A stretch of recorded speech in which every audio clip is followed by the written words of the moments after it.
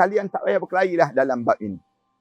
Kerana kalau kalian saling tuding, kerana lelaki lah, kerana perempuan lah, apa yang kalian dapat?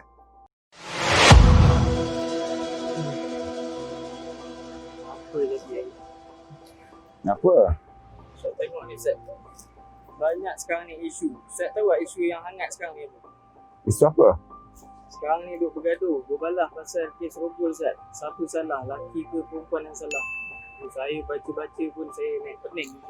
Mana nak kupas ni? Dia sebenarnya bukan isu siapa lelaki ataupun perempuan yang salah. Tetapi isu dia pelaksanaan. Yang kalau kita cerita tentang mengenai pelaksanaan terhadap hukuman, dia panggil demikian. Hukuman terhadap yang berlakunya perogol. Satu. Yang kedua, kita kena pastikan bahawa penganiayaan yang terjadi kepada yang dirogol, bagaimana balasan setimpal yang sepatutnya diadakan. Rogol ni, kalau kita kategorikan yang disebut dengan orang yang bernafsu syahwat yang besar, perogol tadi. Bila perogol tadi, dia bernafsu syahwat yang besar untuk dia nak membuat khianat pada orang.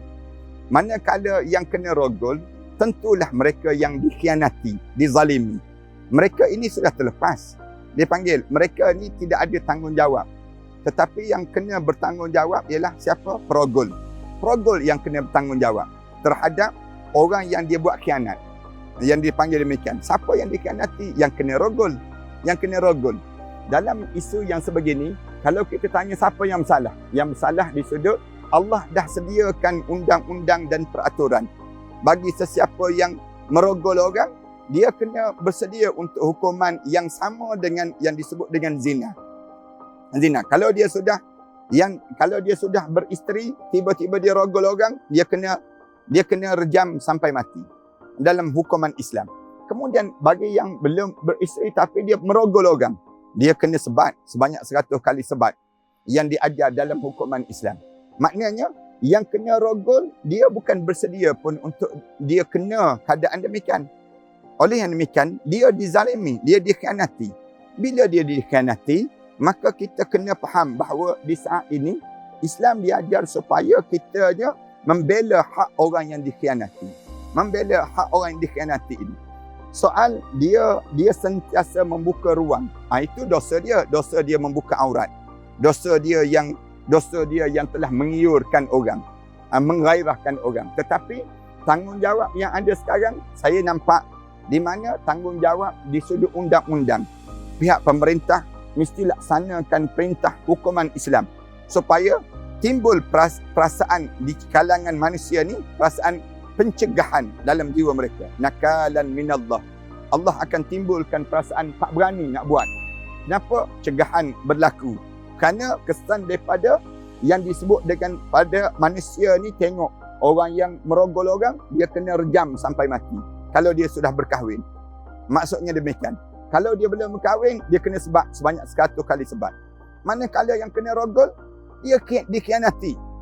Dan dia akan dapat pahala di sisi Allah Subhanahu Wa Taala di atas kesabaran dia, di atas ujian yang berlaku dalam hidup dia. Yang ni yang kita kena faham. Jadi, anak-anak muda, kalian tak payah berkelahi lah dalam bab ini. Kerana kalau kalian saling tuding, kerana lelaki lah, kerana perempuan lah, apa yang kalian dapat? Daripada kalian tuding menuding, kalian tak dapat apa-apa. Lebih baiklah kalian mendesak pihak pemerintah, pihak berkuasa untuk melaksanakan perintah Allah dalam kehidupan kita ini, supaya orang perempuan pun selamat, orang lelaki pun terjaga dalam kehidupan ini. InsyaAllah. Mudah-mudahan demikian. Itulah tu yang orang sekarang susah nak faham, Ustaz. Sepatutnya dia kena tanya pada orang yang macam Ustaz lah, authority, faham apa semua. Ya, betul. Tak payah berkelahi lah netizen. Rugi je berkelahi. Perkara demikian. Tak ada manfaat pun kalian saling tuding menuding. Islam dia telah jadikan lelaki dan perempuan ini lita'arafu, untuk saling kenal mengenali. Ya ayuhan nas, inna khalaqnakum min zakarin wa unsa. Wahai manusia, aku telah jadikan di kalangan kamu lelaki dan perempuan.